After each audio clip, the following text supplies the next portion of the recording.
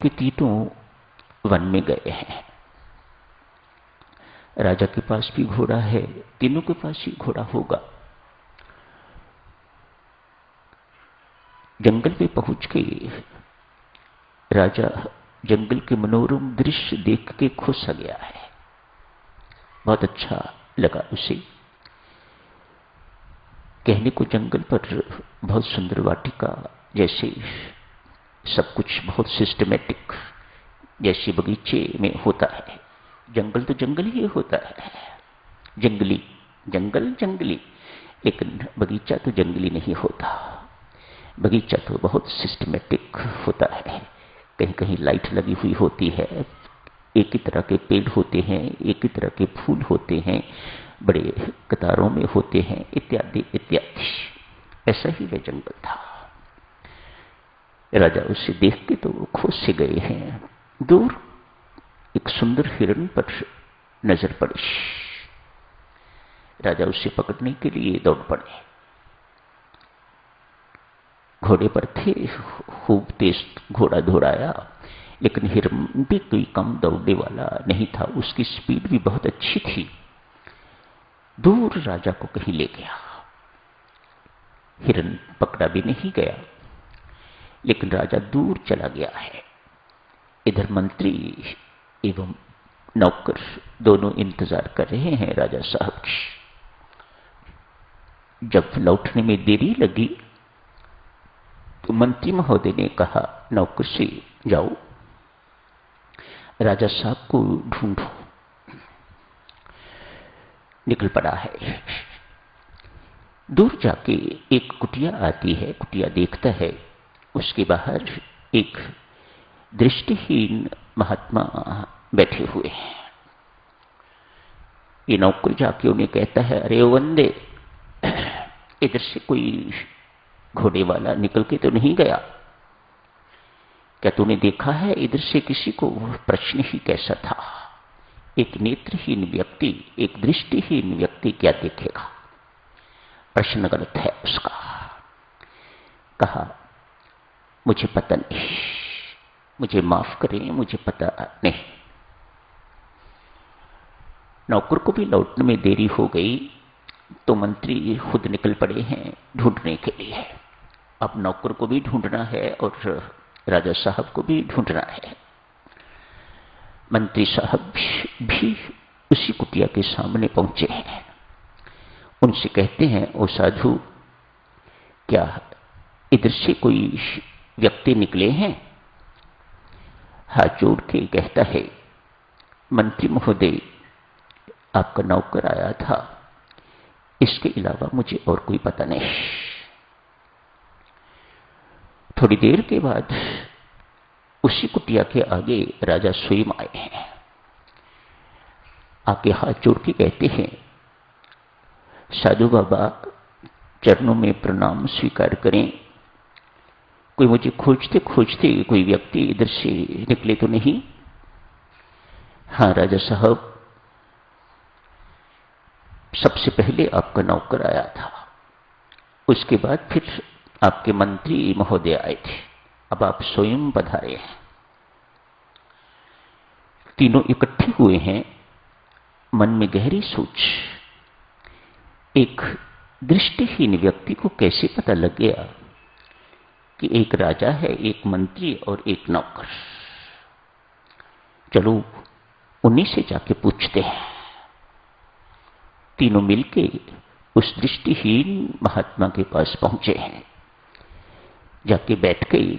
राजा साहब ने पूछा, महात्मन, आपको दिखाई तो देता नहीं, लेकिन कैसे पता लग गया कि हम में से एक राजा है, एक मंत्री और एक नौकर? महात्मा कहते हैं, राजा साहब,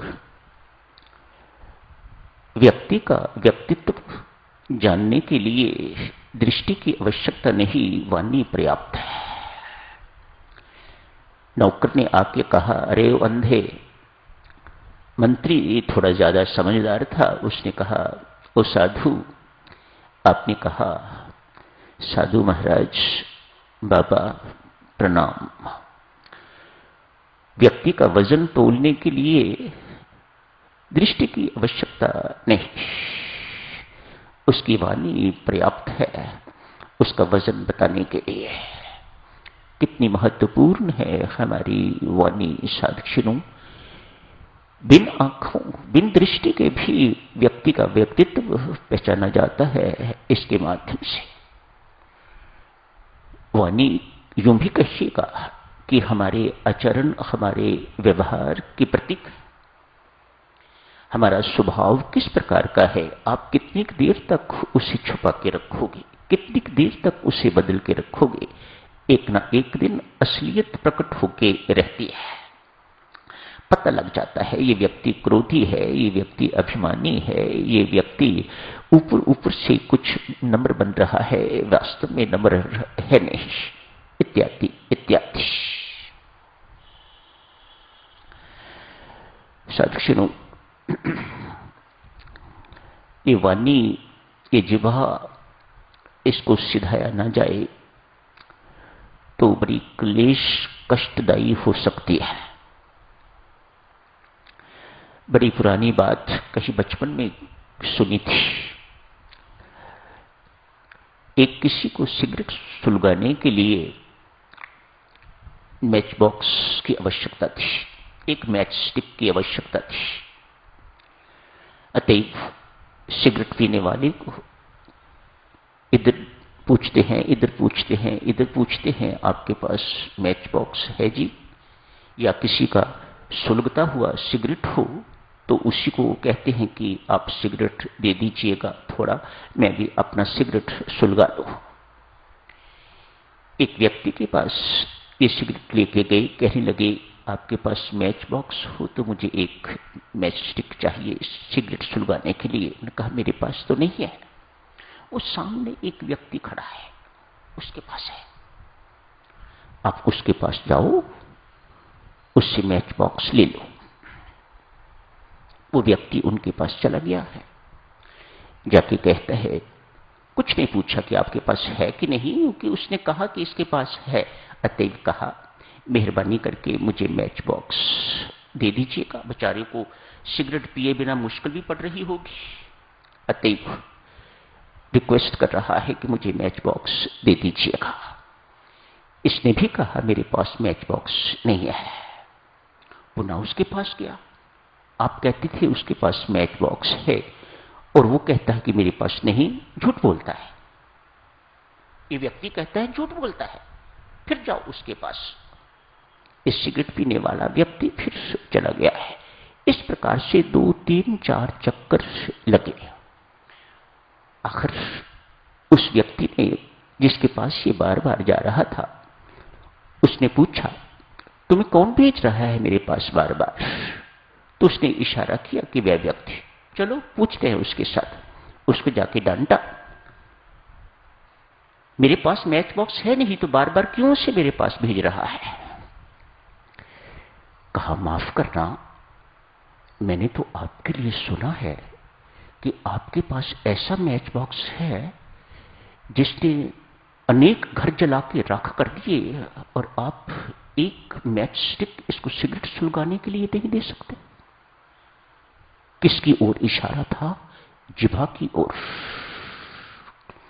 आपके पास ऐसी मैच बॉक्स है जिसने अनेक घर जला के राख कर दिए, मानो फूट फैलाने वाली, दूसरों का घर, दूसरे को घर को आग लगाने वाली। इधर की बात कुछ, इधर की बात कुछ। ऐसे लोग होते हैं। मत कहिएगा कि आपने ऐसे लोग देखे नहीं हैं। हम सब ने, हमारे सबके जीवन में कोई ना कोई व्यक्ति इस प्रकार का देखने सुनने को मिल जाता है, जिसका काम यही है दूसरों के घरों को, दूसरों के परिवारों को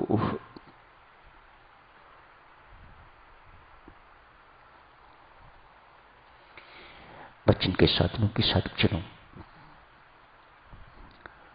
चर्चा यही समाप्त करते हैं। आज थोड़ी